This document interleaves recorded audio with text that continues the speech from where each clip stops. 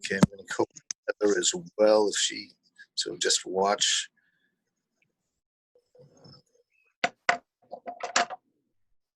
Okay.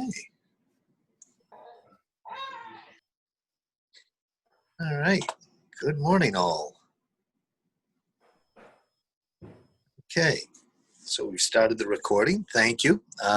Another session with South Shore business leader of the chamber, Joe Gratta of Atlantic Mechanical. Sits on our executive committee, has been on the board for a couple of years, been very active with us. And this is probably going to be a lot more biographical than industry-led. Joe's got a fascinating background being in the HVAC system and by definition there in construction, but he's also an attorney and a renowned audiologist. So we're going to talk about all of his interest today. So Joe, let me turn it over to you. Give us a little biographical background, because it's a real mixed background, and you bring a lot together in one person. Thank you. What a ringing endorsement. I appreciate that. I get bored very easily, so I try and occupy myself with as many things as possible. And some of that ends up with me collecting unnecessary certifications, practicing for some job I'll never apply for and never get. But I started working for Atlantic Mechanical in 2002. And I was doing summers in dispatch. My father started the business. We had, at the time, I think it was 8 employees. I took over as CEO around 2011, which was a terrible time for construction. Learned a lot of valuable lessons. We had about, I think, 11 or 12 employees at the time. We now have over 40. So we've grown quite a bit since then. And our bottom and top line has reflected appropriately, which is good. You learn those lessons hard, like I said, through the previous construction recession, how important it is to make sure both those things line up. But during that span of time, in 2008, I went to Suffolk Knights. So I did law school and got my MBA. So it was a 5-year program at night. That was intended to potentially parlay that into going work for, say, a big firm law, starting my own firm someday. But construction, much like the mafia, just pulls you right back in, no matter how much you want to get out. So I ended up back here running this company, and much to my pleasure, actually, because I really do enjoy it. I have an awesome team here. These guys are great. The leadership team that we have here has been outstanding. And all the field guys are great too. Really like everyone that we have here, and we stay connected. I intentionally have every quarter there's a Beers with the Boss event, so it's just me, no managers, and then just the field team and the admin group. And they can complain about their boss if they choose to. Tends not to be the case, actually, which is good. Occasionally, some things come up. Depends how many beers they have before the boss starts talking. But they're great, and then that makes it a great environment for them to be able to talk to me about anything that's happening. So I'll get emails, I'll get phone calls. I've had a couple guys before they go and take a job somewhere else call me first. And I get that opportunity to then convince them to stay at the best company ever. And it tends to work out pretty well. So from there, after I finished law school, in 2013, I passed the bar. And then I got bored, and I had all this time. I didn't know what to do since I had my evenings back. So I went and got my my sommelier certification. It's a level 1, which is just a written test and a weekend exam. And then level 2, which is where I am right now. So that's where you actually get the title of sommelier, and they give you that fun pin. And, if I wanted to occasionally here and there, I'll go. A couple of my friends own restaurants. So I've been a couple times where I'll go to the table and pretend I'm the sommelier for the restaurant, see how well I do. So far, not as good as the actual guy who does it for a living. But well enough where I know enough terms to be dangerous anyway. So how good are these folks in the restaurants? I enjoy wine, but I am not a connoisseur. Whenever you go to a restaurant, you get one. You wonder how much of this is they've read me correctly and they realize I don't know anything, so they can bluff me. Coming from both going to law school and sommelier, I can tell you that they're both very good liars. And it really does come from an ability to kind of talk the talk sometimes. And I've been places where they've made recommendations, and I'm like, I wouldn't have done that. Doesn't make any sense. Why would you Chardonnay with black pepper sauce? That's bringing out the oak. But you don't say anything. You're polite. You're just like, yeah, sure, no, I'll have that. That sounds good. Yeah, they're just pushing the house wine, no matter what it is. Right. Yeah, exactly. This is on sale. It's a great deal. It's super well rated. Meanwhile, it's Yeah. hot, warm. It's coming stored improperly somewhere. Or they got it discounted for one reason or another. I had one occasion. We were at a restaurant. They had served. We got a very expensive white. It was, I want to say, a Burgundy, so that's a Chardonnay grape. And it came out. It had sort of it had clearly been corked, so it had an effervescent flavor to it. So it's too much oxygenation. And never really do this, but it was so bad I sent it back. An hour later on their Instagram, they posted, "We have by the glass this bottle of wine, heavily discounted." And you didn't buy. Have you done the wine tours to pick up on the hobby? Have you traveled much? And when you do you go visit the vineyards and take those tours? Yeah, well, I've gone. I've designed my own, so I've been out to Napa a couple times. I've been to. I go to Sonoma every year to Healdsburg for the Jordan Winery has a Halloween party that they take very, very seriously. It's a week before Halloween, so everyone can go, and it's held in their barrel room. So they get acrobats hanging from the ceiling. They have all sorts of fun stuff, and if you're not seriously dressed up, you cannot get in. They will not let you. But we go every year for that with a couple of my restaurant friends. I kind of just tag along. It's not my industry, but I know enough where I'm not going to embarrass them. But it's a great time. It's a different theme every year, and we do go out. We try as much as possible. When I went to Napa, we sort of just, like I said, there were particular places I wanted to hit. There wasn't one tour that did all of them, so we kind of did our own. I forget who I coerced into driving, but one of my friends that didn't care nearly as much. So restaurants, do you pick restaurants based on the wine menu? Sometimes. I'd say more often than not, I pick them because they're a client of mine. We do a lot of restaurants in town. Atlantic Mechanical does. We do all the Himmel Group, which is Grill 23, Harvest, Post 390, Bistro du Midi. We do all of Broadway Restaurant Group, which is Loco, Lincoln, Fat Baby, and Capo. We do all Ken Oranger's places, which is a Little Donkey, Toro, Coppa. So for me, a lot of that is if we are doing something. So we do a management dinner every year after the summer. That's our big season. We pick one of the places that we service. And it doesn't hurt that they happen to be, and I don't know if this is coincidence, but a lot of them, like Grill 23 happens to have one of the only master somms on staff that are in New England. They move him back and forth to New York. That's Brom. And then, one of my technicians accidentally kicked over a $325 bottle of white dessert wine from France when he was doing service, and he had just started. It was his first week on the job, and you really felt bad for him. They only had one more, though, so I told him I'd pay for that one if he saved me the other one. So then I went in and had that with the Somm, and he could tell me about it. It's something I've never had before. Yeah. And what about the value? How true to value are the quality and the taste? Is $100 bottle going to be that much different than a 20? So now this is everything comes down to personal taste. That's the thing. So I know there are a lot of people. My father puts ice in his wine and sometimes ginger ale. So there's it depends what you're looking for. It depends what you like. I would say the way I see that sort of breaking down is you really have 4 categories. For me, it's like between $10 and $15 is a very drinkable bottle. If you spend over 25, I think now you're getting into a new value proposition. They are worth it. They're better. And then once you get over $70 a bottle, now you're talking about elite wine. You want to be very careful what you're selecting there. There are some that aren't as good as others, but if you have the right year and it is a Bordeaux or a Burgundy, or the right Cabernet, a Caymus lives up to its name.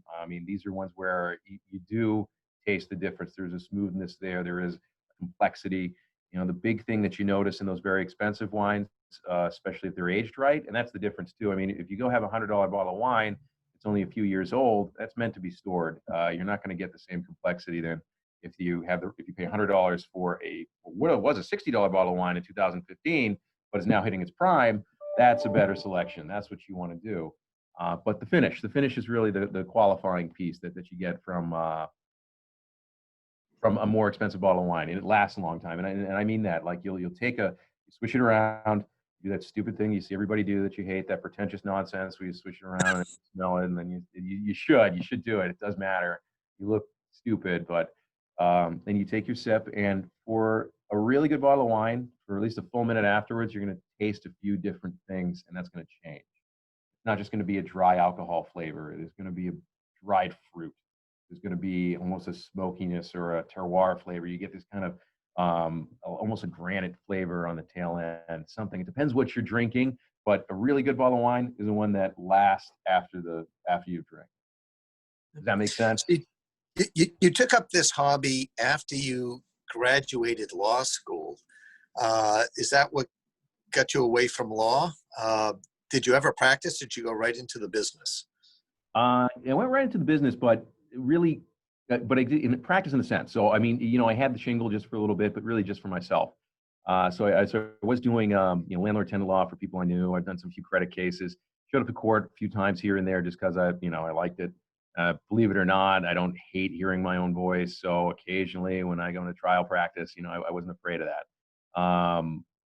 When we were doing certain things here, it came in more handy for us. So the project we're doing Weymouth Landing, I did all the easement work. I did all the zoning work, and then we'd have other people appear because it's a little bit easier. And sometimes it looks better if you do have another attorney take over after you've done most of the legwork. You know what the answers are. So operating general counsel for Atlantic Mechanical and for Gratta Property Management has been most of what I spend my time doing, but I have handled other cases before. I'd say, and I had a lot of friends, and I interviewed at Coulson and Stores, and I used them for a case where we had what was clearly an attorney that threw everything at the wall against us on something, and as a result of that, they accidentally put in a negligence claim they shouldn't have because it then sort of chimed our insurance. So their insurance then covered Coulson and Stores to defend us for the remainder of the period without me having to spend any money. And that's the kind of thing where it helps to know, if you're a lawyer, what to put in and what not to put in, because you know where the liability limitations are within the individual, within your own entity. Then once you get insurance involved and you get them to cover it, that becomes very painful for the other side because they still have to go out of pocket. So I've played around a little bit on one side, and then for the most part, I get to, we do tons and tons of contracts here on a regular basis. I do all the leasing here. Right now, I'm the acting broker for the new building too, because when you become a lawyer, you get your broker's license. So it's one of the other unnecessary certifications. So you're a little unusual. People think that business is passed down generation to generation, but actually multi-generational family businesses are not as common as people would think. How have you changed the business since you took it over, or how has the industry changed? Quite a bit for both those questions, for both parts of that question. We were far less formalized. My father is one of the smartest men I've known, and he is an incredible technical mind. But he would never take on anything he couldn't fix himself. He would never take on anything he wouldn't get any bigger than he couldn't grab and put his own arms and head around.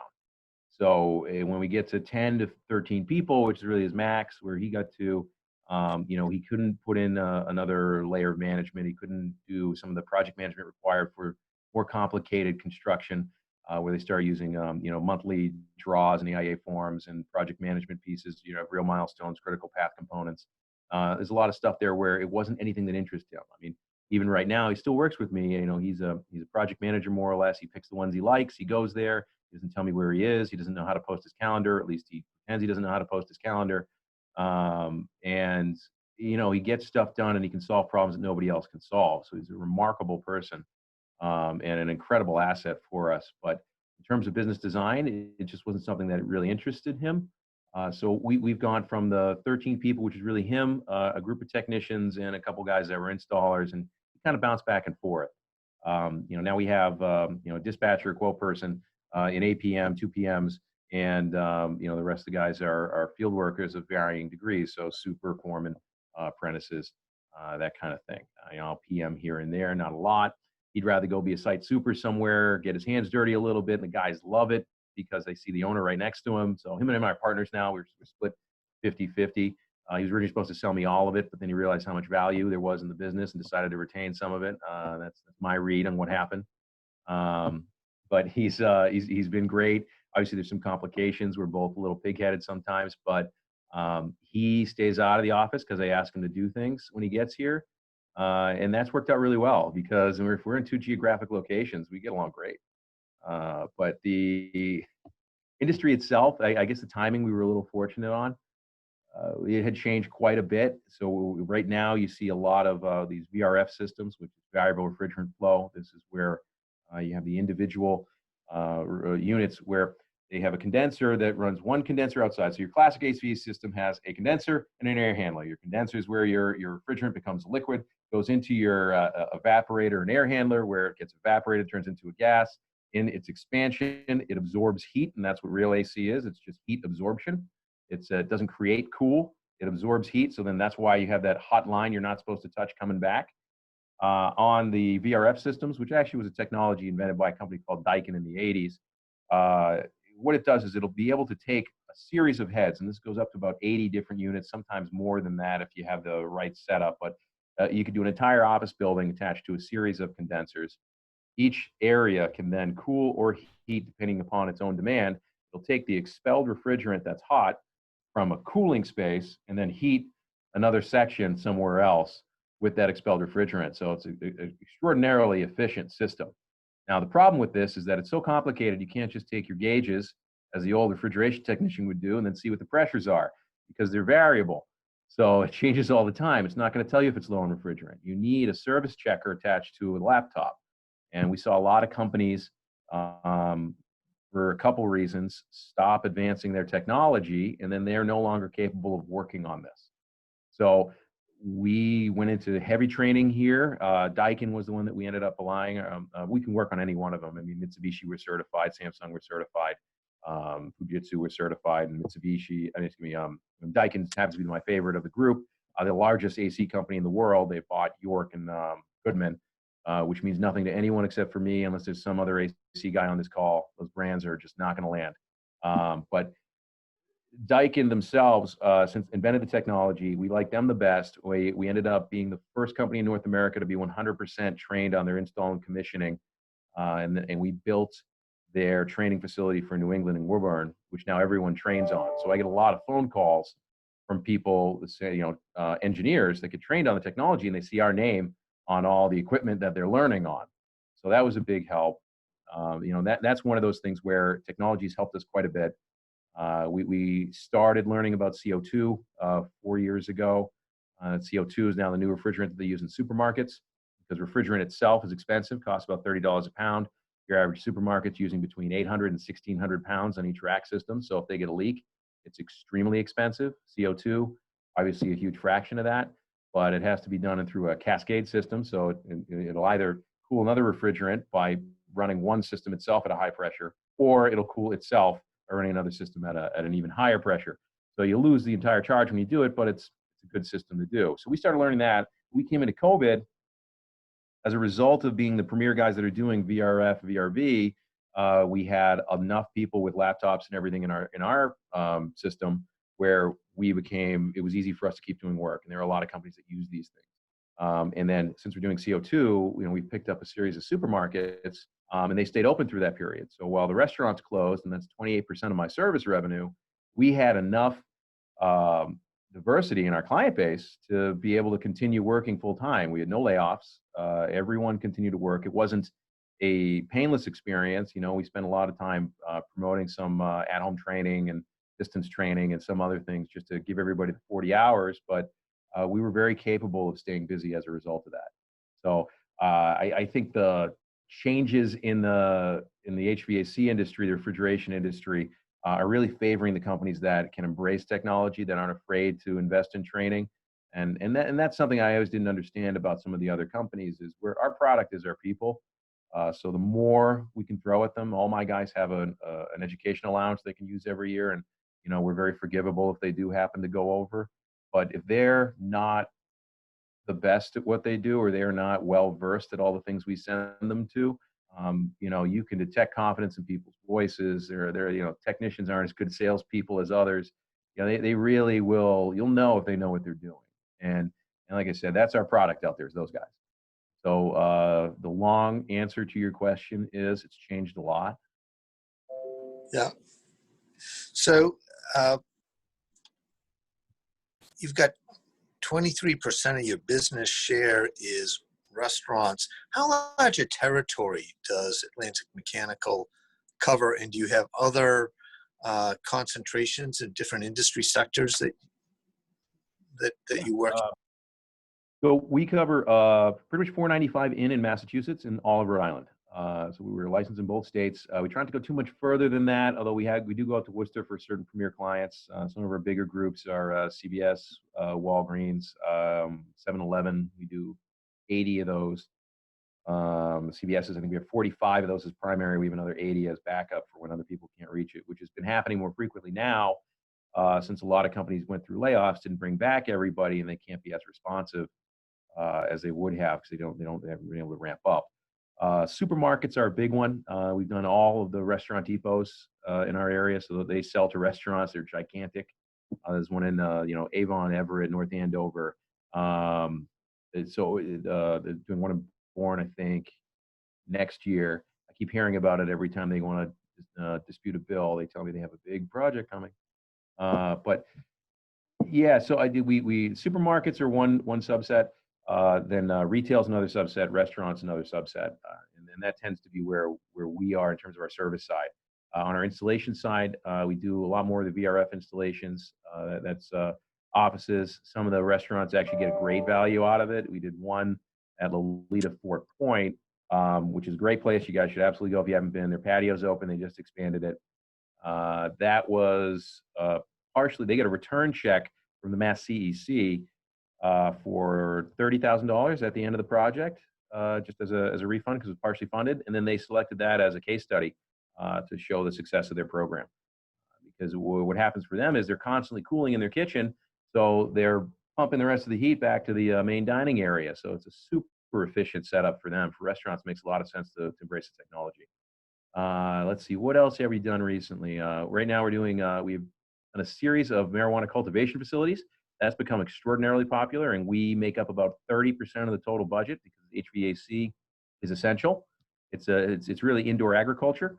So for the most part, you're looking at controlling both the humidity, somewhere between 45 and 55% is really their sweet spot, and then temperature control to precision. And since they're running lamps on and off, and what can be between 8 and 20-hour intervals, depending upon how the grower's preferences, we have to adapt and be able to handle a large heat load. They pretty much run cooling year-round. So it's got to be able to run when it's sub-zero temperatures at the same efficiency it's running for the rest of the time. It's a fascinating little project to be able to figure out and engineer that piece. They have separate engineers. We get involved with the value piece, and we know what we want to put in. They just kind of stamp it. That's been a lot of that process. But we've done 3 of those. And those are quite large. Those projects have been between 800,000 and 1.1 million, depending upon how large the grow space is. So HVAC it used to be a mechanical industry. It's really a technology industry. That's a great characterization of it. Yeah, I think so. Because it's become too advanced in a lot of ways, like cars kind of have too, where you really need computer systems to figure out what's going on now. It's not just a function of mechanical pieces interacting. It's a function of the computer controls that are behind them, and then what can go wrong, what can't. And you've got a service diagnostic tool that's going to tell you a lot of the pieces, but you really got to understand the mechanics behind it in order to be able to service it. I am decent enough to understand most of what's going on, and I can do whatever the control systems will allow. I've gone through the same series of certifications through Daikin. But if you see me out there and I have a wrench or something, we're all in trouble. This is not going to work the way you want it to. Then we were at a last ditch effort at that point. There should be somebody else there with me. So where are you taking the business? You started during a recession. You've gotten through a pandemic. Where's the business going to be in 5 years?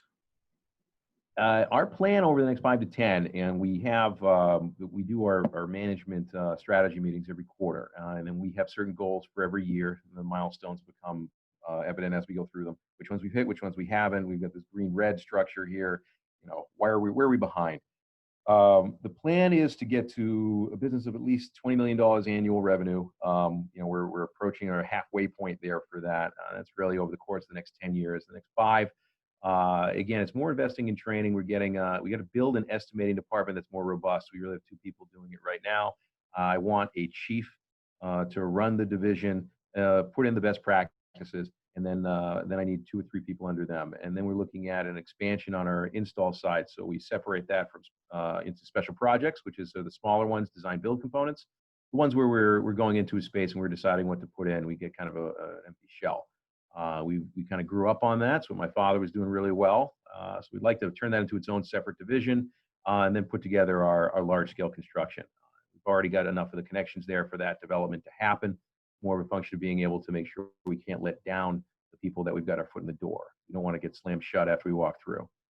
So that's where we're at right now. I think that expansion is going to happen we've got one of the pieces is starting August 10th. So we've got a new estimator that I think is going to be a great fit for us. After that, we get 2 juniors under him, and then we convert one of our project managers that we have working for us right now to move exclusively to the larger scale pieces. That on its own should be worth about $3 to $4 million in annual revenue that we're not tackling. I expect after that to then grow our service department into 2 different divisions. We've started the original split between our service department into our preventive maintenance training program. That just happened this year, probably a month before everything hit. So I put my former service manager in charge of maintenance and training. So his job primarily is to sell maintenance contracts, which is often our foot in the door, manage that, and then recruit directly from the schools. And I've given a couple of speeches at schools here and there to try and build our brand among them. We will have the apprentices start with us. We have our in-house training program. They sit there for 2 years, learning the systems by doing the maintenance. He's selling the contracts and then putting them through the training programs that we've designated. Some factory, some in-house, some taught by even our senior guys here. And then after 2 years, they get a bump up into a regular service department. So that way we've kind of got we know we have steady work because maintenance contracts are schedulable. So we know those guys can stay busy and we can work around an education schedule for them. So, the next few years is more about making sure I got 8 people in the pipeline to constantly fill the workload. For us, it's really hard to find good talent. There was sort of a depletion of it in the 90s where everyone says go to college no matter what. Even if you hate numbers, even if you hate sitting at a desk, even if clearly you're good with your hands and you've got a mechanical inclination, just go to college anyway so you can hate your life for the rest of the time. The problem with that is it sort of took away from the talent that should have gone into trades, where you have some really smart people that would love their job day to day. Our great technicians are making $120,000 a year. That is not something to sneeze at. These guys are doing a great job out there too. And you look at some of the OT. I mean, I look at some of these guys in the summertime, they'll do 80 hours and they love it. And you take time and a half for that extra 40 hours. I mean, that's a great check. So you look at, we kind of came to the realization that we had to do in-house training in order to build our team because we just couldn't find enough guys for the demand. We had enough people on one side where we continued to get growth, but it was hard enough finding senior guys. So I have 3 or 4 guys now that have been with me for 7 or 8 years since we started our in-house training program, and they've been some of our best hires ever. And that process is now becoming more formalized so that we can have a more predictable influx of apprentices into our journeyman station and then up to our senior technicians. So that's really where we're going now. It's got a lot to do with training. It's got a lot to do with career path, and they have their own career milestones that we designate for them. That makes life a lot easier. People don't want, especially if they're coming right out of school, full mastery over their future yet. They want to know that there's a pathway to walk down, and they want to know what they're going to know, what they're going to be held to moving forward. You learn that pretty quick too. You can say, hey, here's your education budget. Go, learn as much as you can. And then they'll stare at you. They don't know what they don't know, and they are accustomed to a system, especially in any sense of schooling, where they're just given milestones. They're told, memorize this, come back, and you'll test you. There isn't a lot of choice up to that point. You really can't throw it at them just yet. So we try to design a system that makes it easier for them to kind of go, okay, this is what you need to know. This is where we're going to send you, and this is where you'll be if you follow our instructions.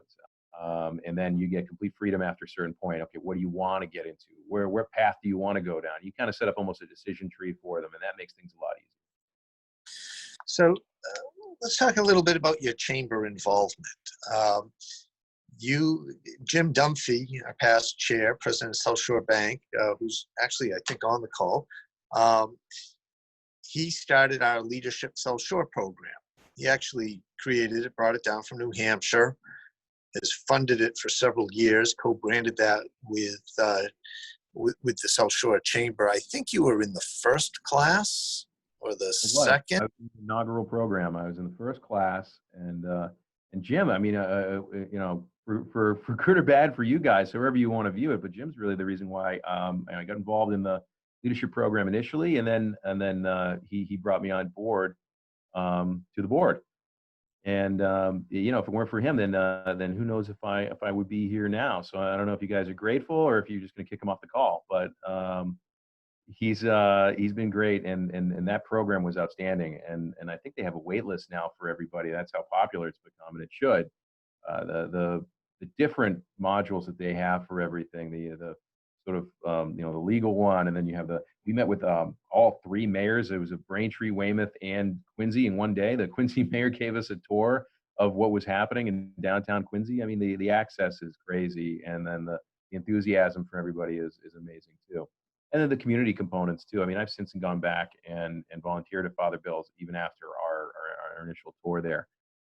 It's just a great program, and I was really happy to be a part of the initial sort of launch when it did start. And then that really got me into the chamber from there. I mean, it's a great feeder program for that too, because you get to meet a lot of the same people. I still keep up with Ryan Bristol was in with me. I'm going golfing with him next week. Today's his birthday, by the way. So if you haven't texted him already, feel free to shoot that out. So you've seen the South Shore from several different perspectives. You see it because of some of the industries you serve. You see it because you're comparing other regions. You're in other parts of Massachusetts and Rhode Island. You've gone through the leadership program and seen the South Shore in a different light than many other people do. What's your take of the South Shore? How's it comparing to other parts of the state or Rhode Island? And what are we looking at? Where do you see the South Shore in 5 years? Yeah, I think that depends on how involved and elevated that the chamber and the Housing 2030 program comes about. The more that gains attention, the more that we start promoting ourselves as a great place to live for some of the younger generation, I think the more we're going to see some evolution, and we're seeing it now. I mean, you see what's happening in Quincy Center, you see what's happening in Weymouth Landing, you see what's happening in Union Point and Hanover and Norwell. I mean, there's some real development that's taking place. It is going through its demographic shift. It is coming from what was sort of an old, very much gated in a sense in terms of how expensive it is to move there, to a place that's becoming more accessible. And I think the more we can embrace that, the better. And we've oddly got this unique opportunity in front of us because you're seeing sort of mentality change from this dense urban environment where people are now looking to move out of the city. It's expensive to rent there, and they want to go to a place that feels a little bit more like they have a backyard. So having more housing available for people, I think, is now making the shift within the demographic of the South Shore. And you look at some of the other areas not as well positioned, I think. And if we get our wastewater studies done, if we get our infrastructure in place where we can support this, I have my building down in Weymouth Landing. We're not open for another few weeks, and I've got 17 units rented already. And that's with no broker. That's me doing it. And you're seeing a lot of young professionals that can now work from home. We're across from the Tufts Library. They can literally walk to the Tufts Library, get a workstation over there. That's their new commute. And that's going to become more regular. I think you're going to see offices be on alternate schedules where they work 3 days a week, 2 days off. You're going to see people for where they're entirely remote. Facebook was saying that over the next 10 years, they're going to move their entire work staff over to a full remote if possible, or those that choose to. My girlfriend works at Google. She doesn't even know if she's going back in January. And then when she does, it's going to be greater flexibility. They already had Fridays off, or Flex Fridays. It's not off. They're supposed to be working from home, but she doesn't seem to be doing that.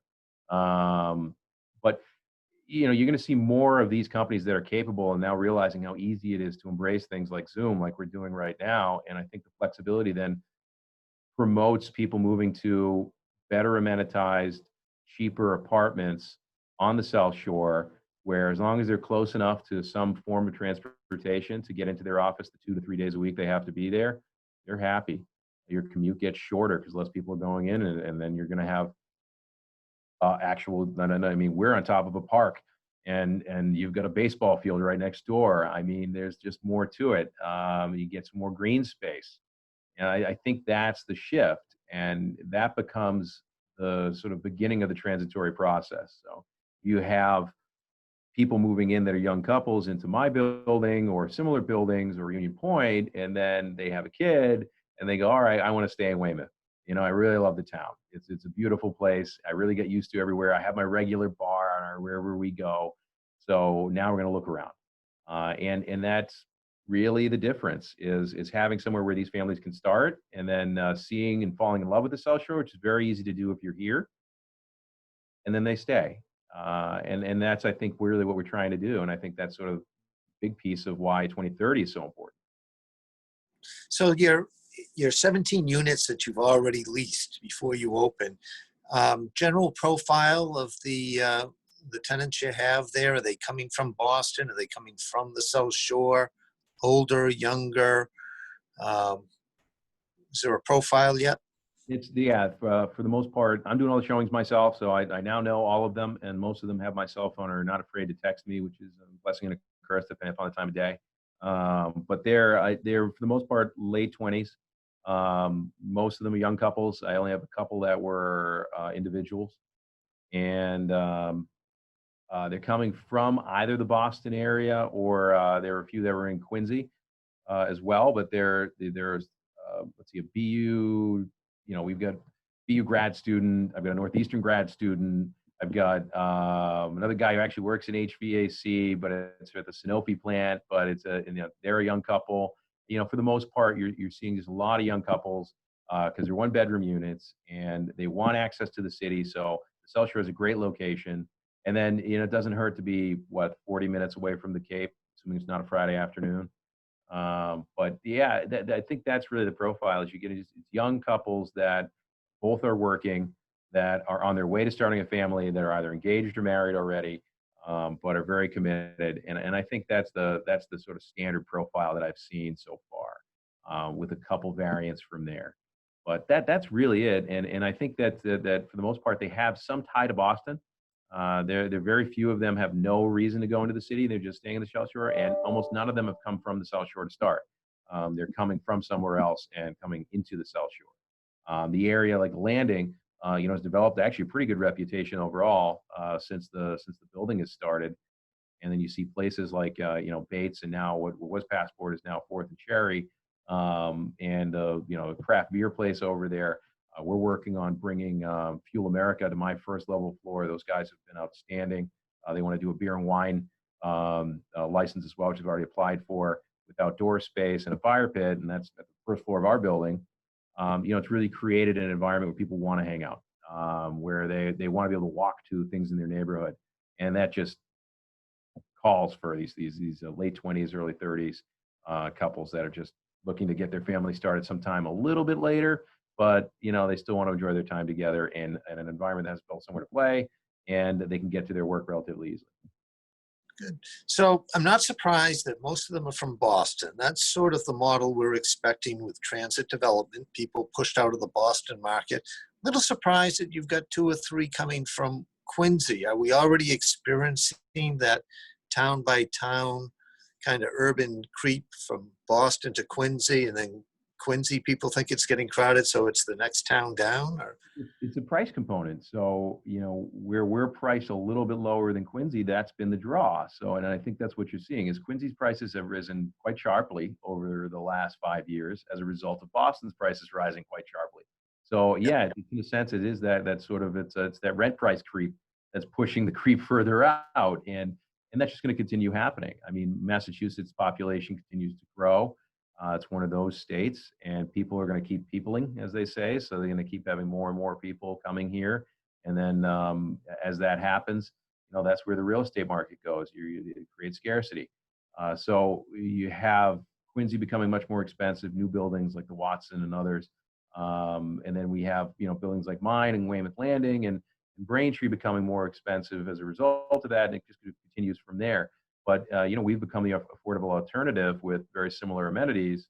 I happen to think my building is perfect, but that may not be relocated. That may not be the only factor in them moving there. Neighborhood Works may think the Watson is perfect. They're on the call as well. So It's a great all building. of That's what I mean. It's a great example.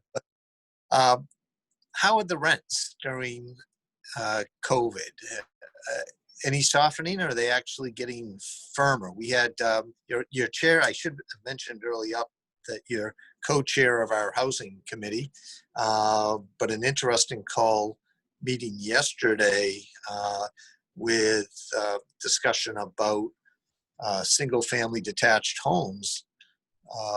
Very tight market, prices holding nicely. We didn't really get into apartments. What are you seeing with rents during this, and what do you think will happen maybe in the fall if there isn't a second wave and there starts to be movement or evictions? That's difficult. We have a couple factors that I think are still in the air that's going to change the way the rent environment's going to move in this area. We know that the Boston area rent, Boston specifically, in June, their rent has gone down 6% from the prior year. So they're already seeing some movement there. I think Boston itself is probably going to see, I don't want to call it a correction, but they're probably going to go flat for a little bit. A big chunk of what's going to happen is dependent on how many schools come back. I mean, you're talking about a tremendous influx for the September 1st tenant date, which is, I think, the most expensive and the most frequent lease start date in Massachusetts. So if the schools move and everything, and they Northeastern said they're coming back. I think BU said they were too, but on a limited basis. It depends what's going to happen there. I think that's going to be a determining factor as to how much change takes place and how soon. Over the long term, I think you're looking at Boston go flat regardless for a little bit. They have some more building and catching up to do, and I think as a result of more inventory units coming online, you'll see that happen. And then I think places like and where we are, where we have the landing and some of the other side, we're going to continue to go up a little bit. During this span, I already manage a bunch of property. We had to get creative with it. So come April, knowing that things were going to get tough, we told everyone if they want to use a security deposit to pay for their rent for that month, they can. Just be prepared for when May rolls around. And we had a very high success rate with that. I think we had, 10 people take it, and all 10 managed to pay their rent the next month. So that was certainly helpful. We didn't see a higher vacancy rate or anything during this period, which is surprising because I've done enough virtual tours, and even some of the older buildings I had managed to fill within. If I list something, it goes instantly right now. We have 3 buildings across the street. I have a 4-family, 6-family, and a 3-family up and down Weymouth Landing. I had that listed for $1,850 for a 2-bedroom. I think I got 25 responses in 2 days to come see it. And under normal circumstances, I would just designate a time and I'd just be there. But I can only take now I have to do one at a time. So 2 people offered me a deposit that day. It's like, well, we got to check your credit and your background. I mean, there's still an issue here. If you're a murderer, I still can't let you in, even if you pay the deposit. But that was, the demand's still very high. And I don't think that's going anywhere. And I think for our area, like I said, there's a unique opportunity as Boston sort of goes through this shift where you're going to see more people kind of come out of there, especially those that can afford it. Some students, they don't want to commute into class, and I get that. But when you get to the graduate level and you get to the PhD level, I think you're going to see a lot more people come out here because their class schedules are flexible, their research schedules are flexible. And as long as we have places like the Watson and the locations over in Weymouth Landing, those that everyone has access to, I think those are going to be more of the people that are going to be moving into this zone. And that's why it's important that we have as much housing available as we do, because that is going to give us that chance to let the South Shore fully develop. Good. You mentioned workforce, and I noticed we've got a couple people in that area here. South Shore Staffing's in the call, Massasoit Community College. Can I ask them generally, or anyone else who's on the call, what are you seeing with workforce in the short term with the pandemic and businesses trying to open, and then longer term with some of the training? Any of you like to take a stab at that? Hi, I can start in there. Hi, everybody. I'm Kim, and my company is South Shore Staffing. I have a super long history with the company, and I went off. I have a little bit of wanderlust, so I've gone off and done a lot of other things, but this is my third stint with South Shore Staffing, and I've only been back on for about, excuse me, a month or so.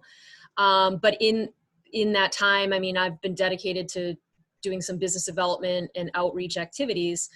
So I've had the good fortune of actually getting quite a few hiring managers on the line. You know, it's definitely, you know, I'm seeing two things. One is, of course, just a lot of hesitancy and we don't know, or we're surviving. Or, hey, you know what, I need a project accountant, I need them now. And so on the job seeker side, I haven't had as much exposure, but I can tell you, you know, in the very short term, I think for, let's say, lower level positions, you know, there's been not necessarily a reluctance to go to work, but I guess there's been some incentive to collect unemployment because there has been that nice added bonus. And I don't think that applies as much when you're talking about higher level candidates. But there is definitely a lot of hesitancy on the part of any job seeker, regardless of their skill level, to kind of come out of, you know, their homes. And I think, as Joe was saying, that, you know, hopefully we're in a forward motion of lots of remote work, because it works, not just because it's, you know, safe during COVID, but because it works, you know. So thanks. Good morning, everyone. My name is Paul Key from Massasoit Community College. You know, what we continue to hear from employers is a conversation around retraining. You know, as Joe alluded to, you know, the landscape of the workforce is looking different for a lot of different companies, all different sizes. And so employers are having conversations with us about, you know, how can Massasoit help in terms of retraining what our new workforce will look like, whether that's incumbent workers or future workers. And a lot of it's hypothetical conversation right now, but I think is companies are looking long term. They're trying to find out what they can do to retrain or to train employees in new systems and new ways their company's going to be running. We have a corporate education department that can help work with employers to kind of define what that looks like and customize that kind of training, whether it's technical or professional management level or otherwise. So there is a lot of buzz going on around you know, what employers are going to be needing as they transform and kind of adjust to that new normal post-COVID. Yeah, we're seeing it. You keep hearing the new normal. I think people are getting used to a virtual environment, whether it's business meetings, the thing we're trying to get our arms around. I'm Paul Grandpré, also with Massasoit. We're trying to get our arms around what are the training capabilities remotely. I mean, when we're opening this fall, we're going to be about 95% online courses, but our hands-on courses will be taught in person for the most part, clinicals, diesel technology.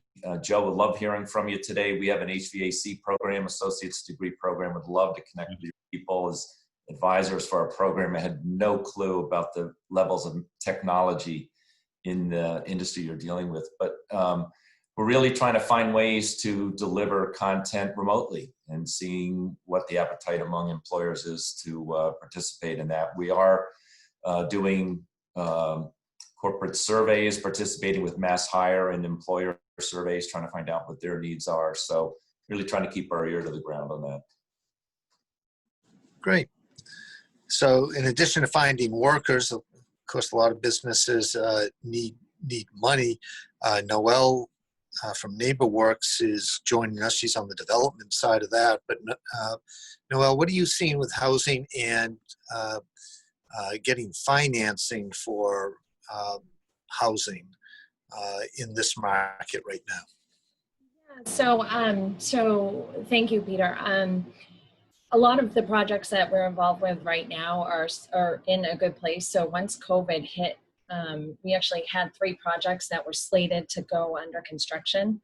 And luckily, because we're South Shore and we're Southeastern Territory, they still continued. We weren't impacted by the construction halt that was happening in Boston. And so that was great. We have 2 smaller projects, one in Quincy and one in, so one's in Germantown and Quincy and the other one's in Marshfield, and one's veterans and one's for mentally challenged or disabled or just disabled. And then we've got a 48-unit project under construction in downtown Brockton right now. And that project, amazingly enough, has continued throughout with some minor slowdowns due to COVID. So in the meantime, we're of course working through other projects, trying to get financing. And I have to say, so far, I have not run into any major issues on my projects. I just got an approval for bond financing from Mass Development on an 83-unit project. That's going to be a 4% tax credit deal in Rockland. And there was no issue. I mean, it went through. My concern right now will probably be on the investment side. So as I look for equity, tax credit equity, that's where I think we're going to run into issues. So on the affordable side, I really do think that the equity market is where we're seeing it. I actually just had an email this morning where I had recommended a syndicator, tax credit syndicator for another former colleague to reach out to, and they said, the syndicator wrote back and just basically said, no, we're only focusing on our projects right now, like projects that were already in the works. So I think and that wasn't for me, but that was another gentleman who's just having trouble at another company. So I think that's where it's going to be tough. So, but outside of that, I mean, we're business as usual. In fact, if anything, we're super, super busy moving forward with a lot of positive feedback. So. By the way, Noelle's project in Brockton, they use a Daikin VRV system for their install. I've seen the specs on that. So they're using that same advanced system that I was talking about before. That's what they're installing. Cool. And it's fine. We're very excited with that project now because the steel's up. And so it's like, okay, now it looks like something. For the longest time it was, it takes a while to get up. So, but no, that's exciting that we have that as well. Okay. Joe, we're going to do a little peer review of you and your business plan. I'm going to call on Dave Robinson, also an attorney who has taken to wine during the pandemic as well. So, but Dave, I'd like to hear you kind of project what is going to be happening with liability for businesses and restaurants coming out of COVID, and with air quality being a concern. What's an HVAC company got to be thinking about legally? And then your business plan, Joe, was to double in size in the next 5 years. We got Phil Ashcroft, who does a lot of business coaching, a lot of business background himself. And I'd like to hear his take on plans to double revenue within a 5-year span for a company coming out of an economic shutdown. So Dave, is Joe going to get sued and shut down before he reaches the 5-year mark? No, I don't think so. I think it's going to You be don't sound really too sure, hard. Dave. You don't sound What's that sure. Well, the favorite, as you know, the favorite lawyer answer is it depends. So, so I mean, I think the hard part is going to be proof. I've actually had clients who had COVID infections in their workplace, and then there were potential customers infected. But the hard part is proving it. How do you prove that you caught COVID-19 from being in a particular location where chances are if they looked at their entire week, they had multiple areas on where they could have been exposed to COVID-19. So I think it's going to be difficult. I know that HVAC, like with the landlords, our landlord clients are looking into having proper filtration, you want airflow going through the ceiling, from what I understand, but that's really not my area. Joe would be able to answer that question way better than I could. But yeah, I definitely think there may be lawsuits about it, but I think it's more going to be around cancellation of events. I think impact on the business.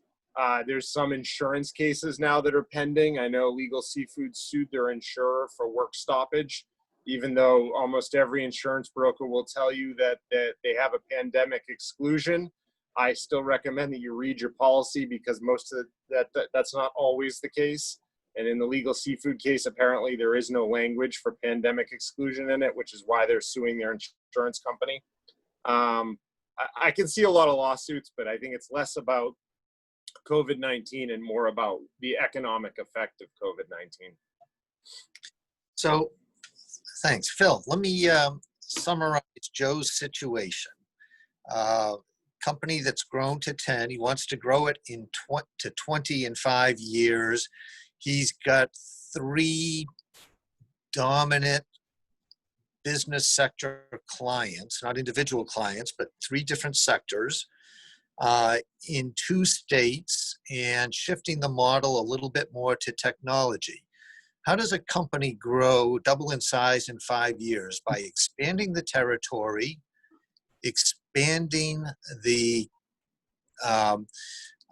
or diversifying the customer base, pounding the heck out of the base he has, or shifting the model to something new? You've got about 45 seconds to... okay. Well, I'd say probably all of the above. What's very clear is that Joe's got a really good handle on his business. He's thinking ahead. He's investing in his workforce, which is huge.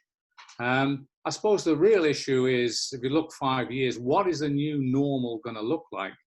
It's not going to be like it was this time last year. It's going to be different. So understanding that difference and being light on your feet and being adaptable. I'm hearing all sorts of stories about successful companies really going gangbusters. Others are very fortunate. As a one waste company I'm talking to is because everyone is at home, they're taking more Domino's pizzas and therefore filling up their trash can quicker. And they're 30% increased business. Other businesses I'm working with, one of them an event business, and of course live events aren't going to happen certainly in the next year that the sort of scale that she was used to. So she's had to reinvent herself, her whole business based on remote events and use of technology. So leveraging technology, I think, which you're already doing, Joe, is going to be interesting and certainly a way to gain competitive advantage. But understanding what the new normal is going to be like and being able rapidly to pivot and change and adapt to that new environment is going to be the key. Phil, how is your consulting going? Are you seeing a big uptick in your work because people are taking advantage of the slowdown to really think strategically about their business or reinvent it? With my larger customers, some of them have been very badly affected, that some internationally based organizations with factories in the Far East virtually shut down. They're just coming back. That's a chip manufacturer. Others are really having to totally rethink their business and just cope with the uncertainty and the confusion in ahead. So that's particularly with smaller businesses. They're finding it difficult to see the way forward, and cash flow is as ever a big issue. Many of them are really very grateful from the support they've had from the CARES Act, and now wondering what's going to happen at the next stage, and will that be renewed? So there are still some issues there. Great. Thank you. Joe, you're going to get the last word. We're coming up to the hour. We advertise these as 40 minutes, but inevitably we end up line. They go longer. Yeah, 60 minutes with Forman doesn't have the same ring to it. So, well, I keep telling people probably the problem is that I'm taking up 20 of those minutes. So that's why it's only 40 that you get to talk. But any last thoughts? We appreciate what you're doing on the executive committee, your partnership with the chamber, heading up our housing committee. But any final thoughts about where the South Shore of the chamber's heading? Yeah, I mean, I'd say I'm just really grateful that we have such a dedicated group behind us, both those that work there and those that are members and board members and directors. We understand, I think everyone does understand the gravity of being able to embrace the opportunity before us the next 10 years and what that's going to mean for the South Shore.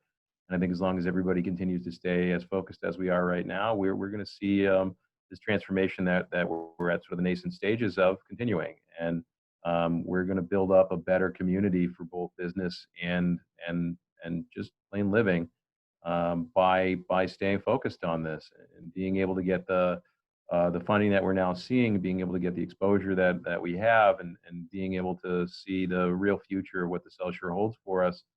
I mean, I just think it's a great thing that we're walking on the right path, and we just want to make sure that we continue to do so. And I think there's just a great future waiting for us. Great. And I want to put you on the spot. When we come out of isolation and we're able to do some events, can we put you on the spot to host some sort of wine tasting event? Absolutely. We'll do it on my building. You've got a 4,000 square foot roof deck on the top, and I'll get Fuel America's in downstairs. They're getting their beer and wine license. We'll have them do the catering. Excellent. Sound good? We'll put you guys all in? Can I count on this group coming? All right, great. Yep. Yeah, some of us don't even have to wait for it to open. We just want to get out and see some people.